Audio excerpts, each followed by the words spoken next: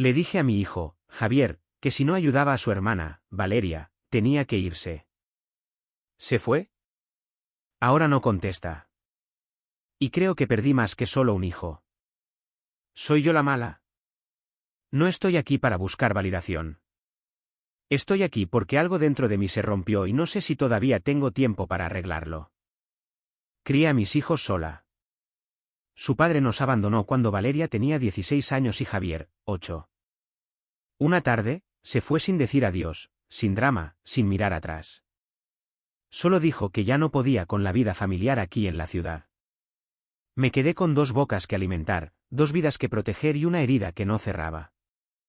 Poco después, Valeria quedó embarazada. Tenía 19 años. Fue un golpe muy duro, pero se fue a vivir con su pareja y yo me quedé con mi hijo menor. Durante años, solo éramos él y yo. No era un niño fácil de leer. Callado, metódico, muy suyo, pero responsable. A los 16 años, ya hacía trabajos independientes y me daba dinero para cubrir los gastos. Nunca me pidió nada. Se pagó su propia universidad y se convirtió en una parte esencial del hogar. No era solo mi hijo, era la columna vertebral invisible de esa casa. Ahora tiene 20 años. Vivimos en una casa pequeña con 3 habitaciones, la mía, la suya y una que solía ser su cuarto de niño, ahora convertida en un trastero. Dividíamos los gastos mitad y mitad. Nunca me falló hasta que Valeria regresó. Me dijo que se había separado, que su pareja ya no era el mismo. Más tarde me enteré de que había habido infidelidad, aunque ella lo justificó diciendo que no fue intencional. No tenía a dónde ir y vino con su hijo de 5 años, mi nieto Mateo. No lo dudé. Le dije que podía quedarse en la habitación pequeña. Era mi hija. ¿Cómo iba a dejarla en la calle? Cuando Javier la vio, solo le preguntó cómo había estado. Ella evitó los detalles. Él asintió sin drama. Pero ese silencio estaba cargado de una tensión que se podía sentir en el aire. Al principio, eran cosas pequeñas. Mateo deambulando por la habitación de Javier, tocando sus figuras de colección, desordenando sus libros. Mi hijo es muy privado con su espacio. Se quejó. Le pedí que tuviera paciencia. Es solo un niño, hijo. Está jugando. Él no respondía, solo cerraba su puerta un poco más fuerte cada vez. Luego empezaron a pasar cosas no tan pequeñas. Valeria, sin avisar, le dejaba a Mateo con su hermano. Voy un momento al supermercado. Voy a darme una ducha, vigílamelo un ratito. Él estaba trabajando en su computadora. Le decía que no podía. Ella respondía, no estás haciendo nada. Solo estás en la computadora. Le dije que intentara entender que su hermana necesitaba ayuda, que estaba pasando por un momento difícil. Él solo me miró con una mezcla de decepción y resignación que nunca había visto en sus ojos. Y entonces llegó el error. El momento que lo cambió todo. Era un sábado. Yo estaba cocinando cuando oí a Mateo reír en la habitación de Javier. Eché un vistazo. Estaba sentado frente a la laptop. Supuse que su madre le había dado permiso. No le di importancia hasta que oí el grito. ¿Quién coño ha tocado mi laptop? ¿Qué has hecho? Entré corriendo. La laptop estaba mojada. Agua, aparentemente. Él estaba pálido, con las manos temblando. Me preguntó si yo sabía algo. Dije que no. Fue a ver a su hermana. Ella lo negó. Bajó una hora después, con los ojos rojos, sosteniendo un paño húmedo. Me habéis tomado por tonto los dos. Dejasteis que el niño arruinara mi herramienta de trabajo. Mamá, te vi limpiando el desastre. ¿Por qué me mientes? No supe qué decir. Balbuceé. Dije que no quería enfadarlo, que había sido un accidente. Él gritó. Ella le devolvió los gritos. Es solo una computadora, dijo Valeria. Es solo un niño. Él la llamó irresponsable. Dijo que no tenía por qué cargar con el peso de los errores de nadie, que no era niñero, ni padre, ni mártir. Intenté calmarlo. Le dije que el dinero va y viene, pero la familia es para siempre. Que tenía que entender que su hermana necesitaba apoyo, que esto era temporal. Fue entonces cuando su rostro cambió. No con ira, sino con pura decepción, como si algo dentro de él se hubiera extinguido. No puedo creer que estés diciendo esto, susurró. Subió y dio un portazo tan fuerte que el marco tembló. No bajó esa noche, ni al día siguiente. Solo salía para usar el baño. Comía en su habitación. La casa se volvió fría. Valeria actuaba como si nada hubiera pasado. Mateo seguía yendo a donde no debía. Intenté mantener la paz, pero Javier se alejaba cada vez más, como si estuviera haciendo las maletas emocionalmente. Y entonces, una noche, bajó con un papel en la mano. La factura de la laptop. Me la entregó sin decir una palabra. Tu hija lo arruinó. Que lo pague ella. Valeria soltó una risa seca al leer la factura. ¿Estás de broma? ¿Pretendes que te pague $20,000 por este trasto de computadora como si fueras una empresa? Javier no respondió. Solo la miró. Silencio total. Una mirada que no buscaba pelea, sino un límite. Y ella, sin entender, lo cruzó como si nada. No tengo esa lana. ¿Qué quieres que te diga? ¿Que fue mi culpa? Vale. Sí, lo fue. Pero no fue a propósito. Fue un niño. Fue agua. Y si se rompió por eso, es que no era tan buena como dices. Él no parpadeó. ¿Ni siquiera vas a disculparte?, preguntó. No, no voy a disculparme por algo que no hice. Yo no toqué tu laptop. ¿Lo hizo mi hijo? Ya sabes cómo son los niños. Si tanto te molestaba, deberías haber cerrado tu puerta con llave como una persona normal. Y ahí fue cuando explotó. ¿En serio? Después de todo lo que he hecho por ti, ¿me vas a dar lecciones de seguridad? Después de que me encasquetaras a tu hijo como si fuera el niñero de guardia, después de que fastidiaras el equipo con el que trabajo. Intenté interceder, pero él temblaba, con la voz quebrada y los ojos húmedos. Todo lo que hago en esta casa es invisible. Pago la mitad de todo. Cuido de tu hijo en contra de mi voluntad, y encima, tengo que oír que es mi culpa por no cerrar la puerta con llave. Valeria se cruzó de brazos. Te estás comportando como un niño pequeño. Es solo una computadora. No te ha pasado nada. Exageras todo. Solo eres un resentido. Ese fue el momento. Ese insulto. Resentido. Resentido, repitió. ¿Quieres saber lo que soy? Soy el único que ha mantenido esta casa a flote durante años. Tú te fuiste, volviste con un niño y esperas que todo el mundo te reciba con los brazos abiertos. Yo me quedé. Yo cargué con el peso. Yo trabajé. Yo di dinero. Y ahora soy el resentido. Valeria lo fulminó con la mirada. Siempre has sido así. El mártir, el callado, el que nadie puede tocar. Pero nadie te pidió que hicieras todo eso. Te convertiste en el héroe tú solo. Exploté. Basta, los dos. Ya es suficiente. No os habléis así. Javier se giró hacia mí, y lo que vi en sus ojos dolió más que cualquier grito. Dolor. ¿Y tú?, dijo en voz baja. ¿De qué lado estás? Cansada, presionada, confundida, di la peor respuesta posible. Estoy del lado de la familia. El dinero va y viene, pero esto. Esto somos nosotros. Ella necesita ayuda. Es tu hermana. Él se quedó en silencio. Solo dijo, entonces quizás yo no formo parte de esto. Se fue a su habitación. No volvió a bajar ese día ni el siguiente. Pasaron los días. Silencio absoluto. Ni siquiera contestaba cuando lo llamábamos para cenar. Se encerraba en su cuarto todo el día como si la casa lo asfixiara. Solo salía para ir a trabajar o a comprar comida. Apenas hablaba. Y entonces, una tarde, lo vi bajar con una maleta. Le pregunté a dónde iba. No puedo más con esto. Dijiste que si no ayudaba, debía irme. Te tomo la palabra. No lo decía en serio, dije, sintiendo un nudo en el estómago. Sí, lo decías en serio. Solo hice lo que me pediste. Y se fue así, sin más, con una mochila al hombro, su computadora en una caja nueva y la mirada fija al frente.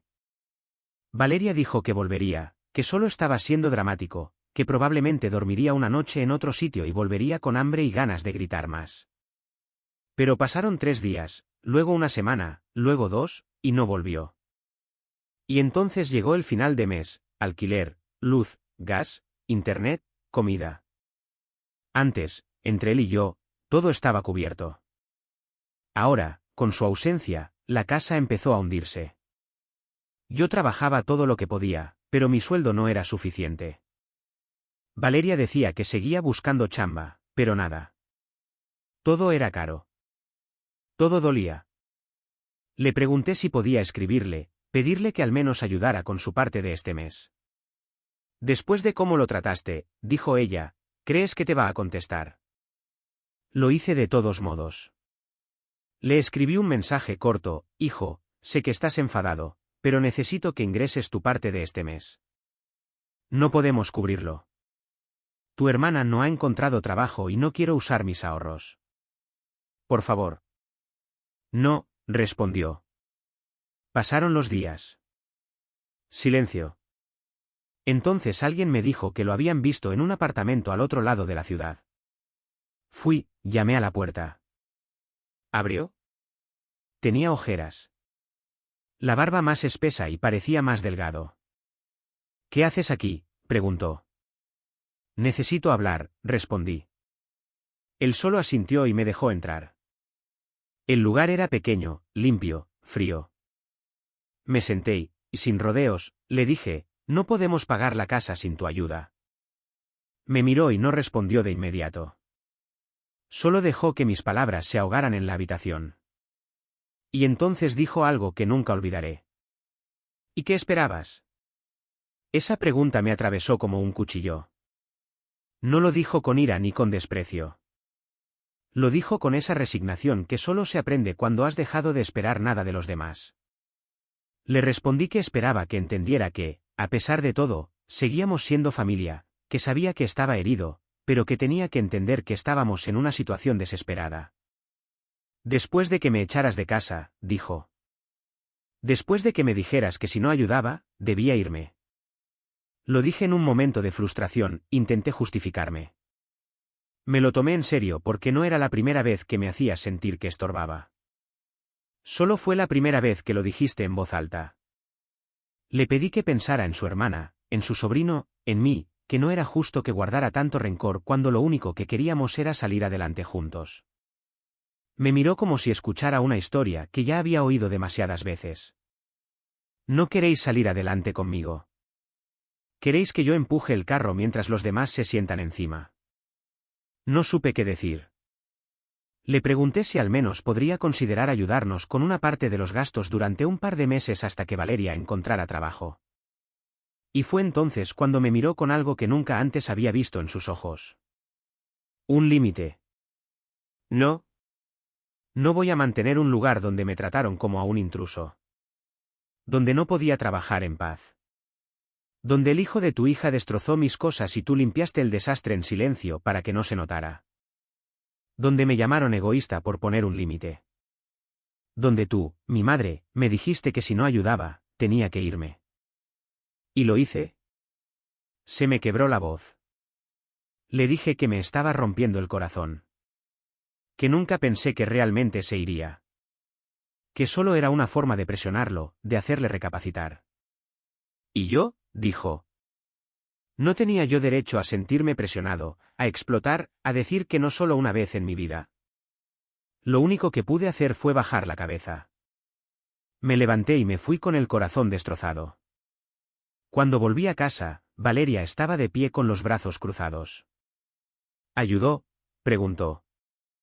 Negué con la cabeza. Bueno, ahora sí que estamos jodidos, respondió. Los días pasaron y las cosas empeoraron.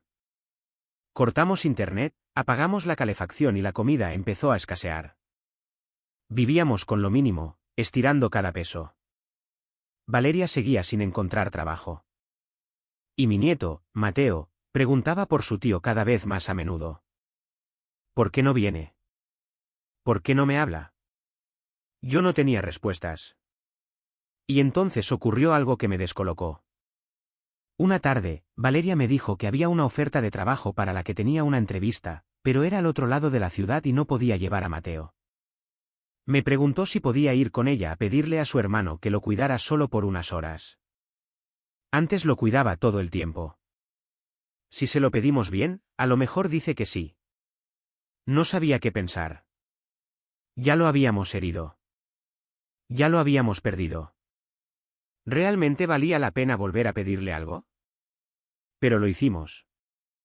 La necesidad te empuja. Fuimos los tres, ella, el niño y yo.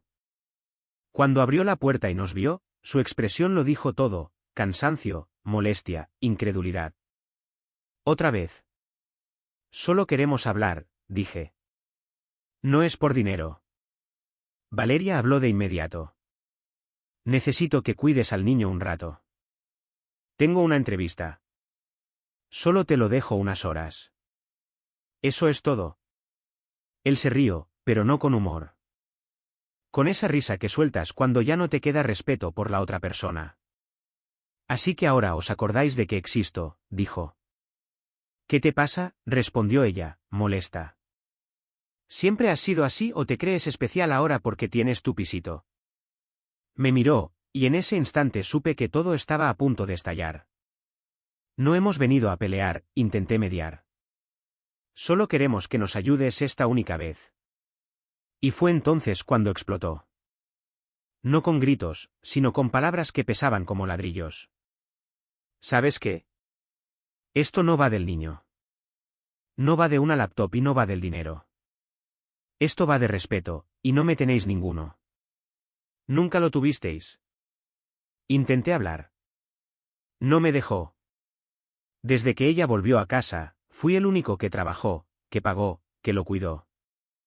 Y aún así, cada vez que decía que algo me molestaba, lo minimizabais. Es un niño. Es solo agua. Es tu hermana. No te quejes. Y cuando por fin exploté, me llamasteis egoísta. Valeria lo interrumpió. Y lo eres. ¿Qué clase de persona abandona a su sobrino y a su madre solo por orgullo? Y él, con ojos fríos, dijo algo que me dejó sin aliento.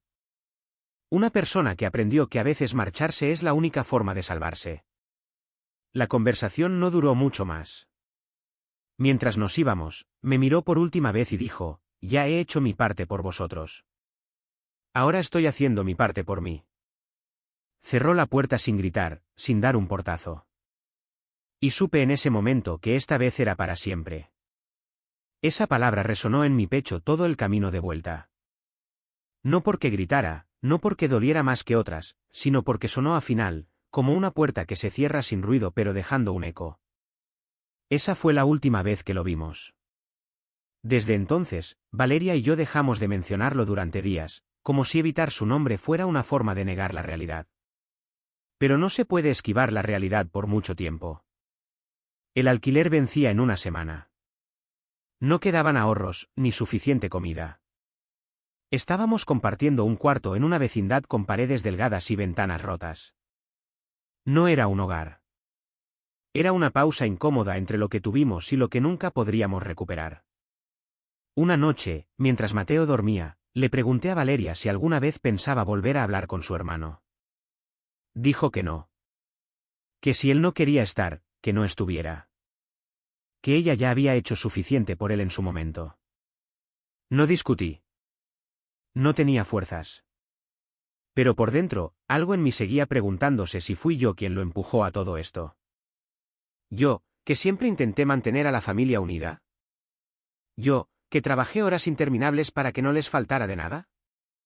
Yo, que puse primero a la persona más necesitada. ¿O eso creía? Pero cuanto más lo pensaba, más me dolía darme cuenta de lo obvio. Yo también lo había abandonado. No como su padre, sino de otra manera, más silenciosa, más fácil de justificar. Le asigné el papel del fuerte, del que no se rompe, del que no necesita. Y cuando se rompió, lo acusamos de ser débil. Una semana después, fui a buscarlo. No fui con la intención de pedir dinero. No fui con mi hija ni con el niño. Fui sola, sin equipaje emocional, solo con la culpa en la cara y el cansancio en el cuerpo. Llamé a la puerta. ¿Abrió? Más delgado, más serio, pero no enfadado, solo distante. ¿Qué haces aquí?, preguntó. No vengo a pedir nada. Solo quería verte. Me dejó entrar. El apartamento era el mismo. Ordenado, limpio, sin alma. Nos sentamos. Le conté cómo estábamos. No para manipularlo, solo para que lo supiera. Porque si algo había aprendido en estas semanas es que ocultar la verdad también es una forma de traición. Escuchó en silencio. No interrumpió, no opinó. Cuando terminé, le pregunté si quería decirme algo, lo que fuera. Y dijo esto: «Sabes, mamá, no soy un monstruo. Nunca lo fui. Pero me hicisteis sentir como uno por decir basta. Y eso fue cruel». Me quedé callada. Continuó: ¿puede un hijo abandonar a su familia? Quizás. Pero yo no abandoné a nadie. Me fui de un lugar donde ya no podía respirar, donde nadie me veía, donde cada día era una lucha para que se respetaran mis límites. Pero somos tu familia, susurré. ¿Y qué pasa cuando tu familia es la que más te hiere?, respondió sin levantar la voz. No pude evitar llorar porque entendí que no se trataba solo del conflicto, ni de la laptop, ni del dinero, ni siquiera de su hermana. Se trataba de años de estar en segundo plano, de no ser defendido, de no ser comprendido, de ser el hijo fuerte, el que no da problemas, el que aguanta, hasta que un día no pudo aguantar más. Le pedí perdón, no por lo que pasó, sino por todo lo que nunca supe ver. No dijo que me perdonara. Solo asintió. Me acompañó a la puerta y, antes de que me fuera, dijo: «Te quiero, mamá. Pero no voy a volver a ser ese hijo que lo daba todo y recibía migajas». Y lo entendí, porque esa puerta se cerró suavemente, pero con rotundidad. No lo hemos vuelto a ver desde entonces. No porque no quiera, sino porque entendí que insistir sería seguir rompiendo algo que él necesitaba reparar por su cuenta. Valeria nunca volvió a mencionarlo. Empezó a trabajar a tiempo parcial en una cafetería. Se ha vuelto más callada, menos impulsiva. A veces, cuando su hijo pregunta por su tío, solo dice que está ocupado, que lo quiere mucho, y cambia de tema.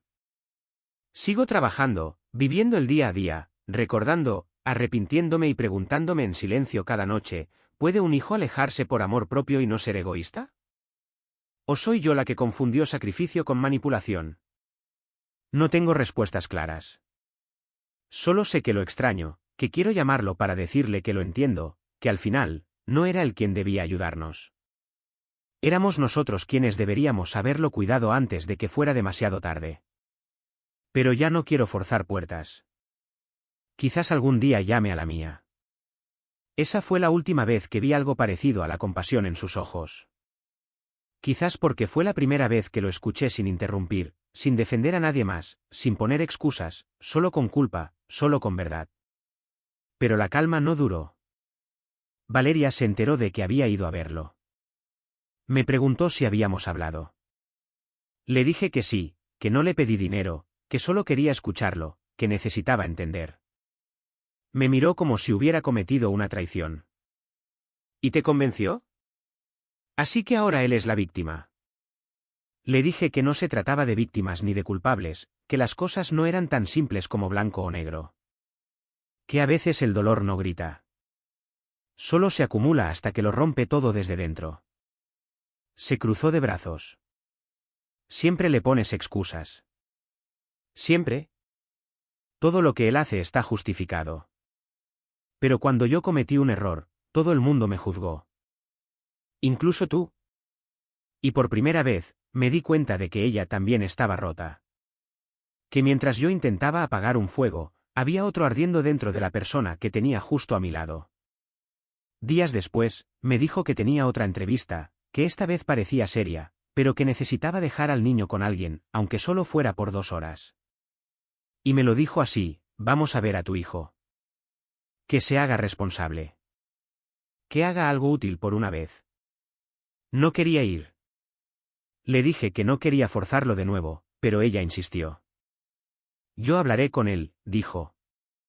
Así que fuimos los 3 otra vez. El niño con su mochila de dibujos. Ella con cara de hartazgo, yo con el corazón en un puño. Llamamos a la puerta. ¿Abrió? Al vernos, su expresión fue diferente. No de ira, no de sorpresa. Agotamiento. Agotamiento emocional en estado puro. ¿Qué queréis ahora? Valeria se adelantó. Necesito que cuides al niño un par de horas. Tengo una entrevista. Mamá dice que hablasteis, que dijiste que lo entendías. Pues demuéstralo. No respondió de inmediato. Solo la miró fijamente, luego a mí, luego al niño, y entonces dijo: no. Solo eso. No. Valeria explotó. ¿Qué quieres decir con no? ¿Haciéndote la víctima otra vez? Es tu sobrino. No me lo estás haciendo a mí. Se lo estás haciendo a él. Él se cruzó de brazos, con la cara como una piedra. No soy niñero. No soy padre. Y no soy responsable de nadie a quien no elegí traer a este mundo. Egoísta, gritó ella. Ahí fue cuando se rompió. No fue un grito, fue una implosión. Cerró los ojos un segundo, respiró hondo, y cuando habló, su voz era tan firme como triste. No tienes ni idea de lo que estás hablando. Me llamas egoísta porque por primera vez me pongo a mí primero. Porque por primera vez dije que no. Ella intentó interrumpir, pero él no la dejó. ¿Quieres saber lo que es el egoísmo? Vivir en una casa donde alguien trabaja, cocina, paga la mitad de todo y aún así es tratado como un mueble. ¿Quieres saber cómo fue crecer sintiendo que era una molestia cada vez que decía que algo me dolía? Se giró hacia mí. ¿Sabes cuántas veces dejé de decirte que me dolía algo solo porque sabía que a ti te dolía más? ¿Sabes cuántas veces me callé porque estabas llorando en silencio por papá, por mi hermana, por todo menos por mí? Silencio. Y entonces dijo algo que todavía me cuesta repetir. Yo también necesitaba una madre. Pero solo era importante cuando no era un inconveniente. Valeria dio un paso atrás. Él continuó: y ahora que me he ido, que he dicho basta, soy el egoísta porque no cuido al niño. Porque no os doy dinero. Porque no quiero salvaros otra vez. No soy un monstruo. Solo soy alguien que ya no puede cargar con el peso de ser el soporte emocional y financiero de todos sin recibir ningún respeto. Me acerqué, intentando tocar su brazo. Por favor, solo por unas horas. Él se apartó. Si no os vais, llamo a la patrulla. Mi nieto, Mateo, se echó a llorar, no por miedo, sino por la tensión, los gritos, porque los niños lo sienten todo, aunque no entiendan nada. Valeria lo llamó un desalmado de mierda. Le dijo que era igual que su padre, que los hombres de esta familia siempre abandonan. Él se rió, una risa amarga, desquiciada. Quizás aprendí de ti. Y cerró la puerta. Esta vez no fue suave. Esta vez fue con rabia. El portazo resonó en el pasillo. Nos fuimos. Nadie dijo una palabra. Cuando llegamos a casa, el niño preguntó si su tío estaba enfadado con él. No, cariño, le dije. Solo está triste. Pero estaba mintiendo. No sé si está triste. No sé si está enfadado. No sé si alguna vez nos perdonará. Lo que sí sé es que algo se rompió para siempre en ese momento. Y no sé si fui yo quien lo rompió o si solo estaba mirando mientras se rompía. Y a veces pienso que eso es todo lo que realmente hice. Mirar cómo todo se desmoronaba, sin saber cómo detenerlo. O peor, sin querer ver que ya estaba roto desde mucho antes. Después de esa última visita, Javier nos bloqueó de todas partes: WhatsApp, redes sociales, llamadas. No hubo aviso, no más gritos. Simplemente desapareció. Y esta vez, no fue como cuando alguien se aleja para calmarse. Esta vez, fue como si una parte de él, o una parte de nosotros, hubiera muerto. Como si la puerta que cerró no fuera la de su apartamento sino la de su corazón. Tuvimos que mudarnos. No podíamos seguir pagando la casa sin su ayuda. Dolió más de lo que puedo explicar. No solo porque era el lugar donde pasamos años construyendo una idea de hogar que ahora parecía una mentira, sino porque era el último hilo físico que aún nos conectaba con él. Ahora los tres vivimos en un único cuarto alquilado en una vecindad. Un solo espacio, una cama, un colchón en el suelo, una parrilla eléctrica y un ventilador que no es suficiente en las noches más calurosas. Mi nieto Mateo a veces llora por la noche. No dice por qué, pero sé que echa de menos a su tío. Lo idolatraba, lo seguía a todas partes, y ahora de repente, es como si nunca hubiera existido. Valeria consiguió un trabajo. Por fin. No paga mucho, pero algo es algo. Se ha vuelto más callada. No sé si está más madura o simplemente agotada. A veces la veo mirando fotos antiguas de ellos dos de niños. No dice nada. Yo tampoco. Yo también sigo trabajando. No es suficiente. Los números no cuadran. Estoy usando lo que queda de mis ahorros. Me quedan, con suerte, 2 meses más antes de tocar fondo. Soy demasiado mayor para reinventarme, y no tengo la energía. Solo sobrevivo.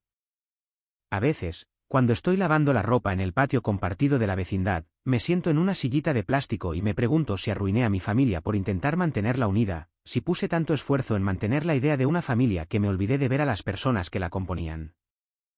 Intenté llamarlo desde un número diferente. No contestó.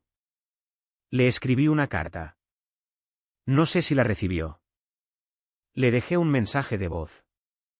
Tampoco hubo respuesta. Y entonces lo entendí. No es que no quiera volver. Es que ya volvió demasiadas veces, y esta vez se eligió a sí mismo. No sé si volverá alguna vez, si nos hablará, si un día vendrá con otra mirada, con otra forma de sanar. No lo espero, pero lo deseo. A veces imagino que llaman a la puerta. Abro y ahí está él, más mayor, más fuerte, más sereno.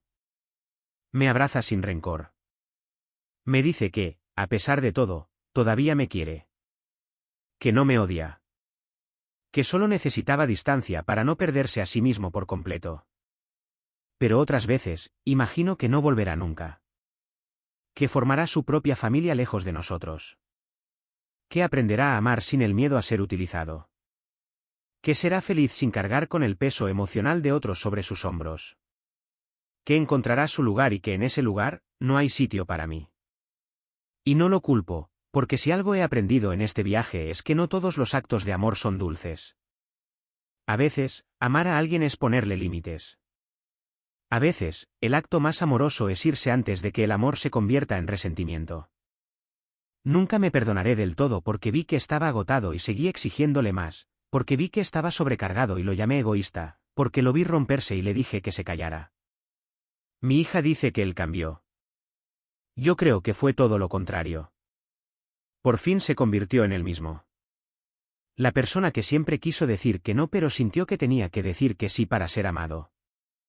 El que cargó con los pedazos rotos de una familia mientras todos los demás miraban para otro lado. Hoy, cuando mi nieto pregunta por su tío, le digo la verdad. Está lejos, mi amor, pero te quiere.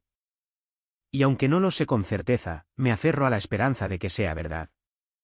De que en algún rincón de su corazón, todavía quede una semilla que no hayamos destruido por completo. No sé cómo termina esta historia. Quizás no tiene final. Quizás es solo una pausa, un capítulo incómodo entre el dolor y el perdón, entre el silencio y la reconciliación. Solo sé que a veces una familia no se rompe por una pelea. Se rompe cuando una persona se cansa de pedir ser escuchada. Y mi hijo se cansó, y eligió cerrar la puerta. Lo que quedó fui yo, Con todo lo que no dije a tiempo, con todo lo que entendí demasiado tarde. Con la cobarde esperanza de que algún día se vuelva a abrir.